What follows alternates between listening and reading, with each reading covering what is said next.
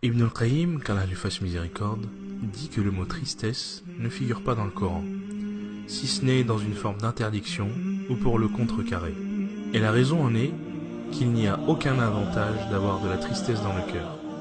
La chose la plus chère à Shaitan est de rendre l'esclave croyant, triste en l'emmenant hors du chemin. Le prophète sallallahu alayhi wa sallam a cherché refuge contre la tristesse auprès d'Allah subhanahu wa ta'ala. Ibn al-Qayyim dit: la tristesse affaiblit le cœur et diminue la détermination et la volonté d'aller de l'avant. Il n'y a rien de plus aimé à Shaitan que la tristesse d'un croyant.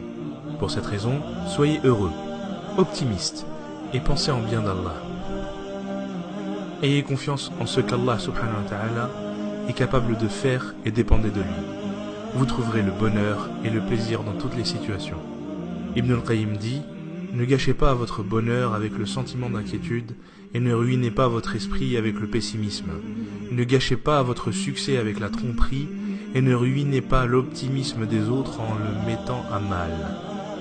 Ne ruinez pas votre journée en remuant le passé. Si vous pensez à votre situation, vous trouverez qu'Allah subhanahu wa ta'ala vous a donné des choses sans que vous ayez eu à le demander.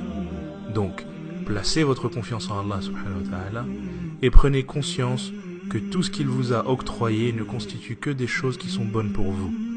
Vous pourriez être en train de dormir et les portes des cieux ont été ouvertes par des du'as qui ont été faites à votre intention. Subhanallah, peut-être de quelqu'un de condition modeste que vous avez aidé, ou quelqu'un de triste à qui vous avez apporté de la joie, ou quelqu'un qui est passé et à qui vous avez souri. Alors ne sous-estimez jamais les bonnes actions. Un des pieux prédécesseurs a dit: je fais des du'as à Allah subhanahu wa ta'ala pour quelque chose que je veux, et s'il me la donne, alors je suis heureux une fois, et s'il ne me la donne pas, alors je suis heureux 10 fois, parce que dans le premier cas, c'était mon choix, et le second était le choix de Dieu. Comme Saadi, puisse Allah avoir pitié de lui, a dit: la vie est courte, ne la raccourcissez pas avec les soucis, le chagrin et la tristesse. Alors soyez le gestionnaire d'un cœur qui respire le bonheur et la satisfaction. Puisse Allah subhanahu wa ta'ala faire de chacun de vos moments des moments de bonheur et qu'Allah nous pardonne tout. Amin.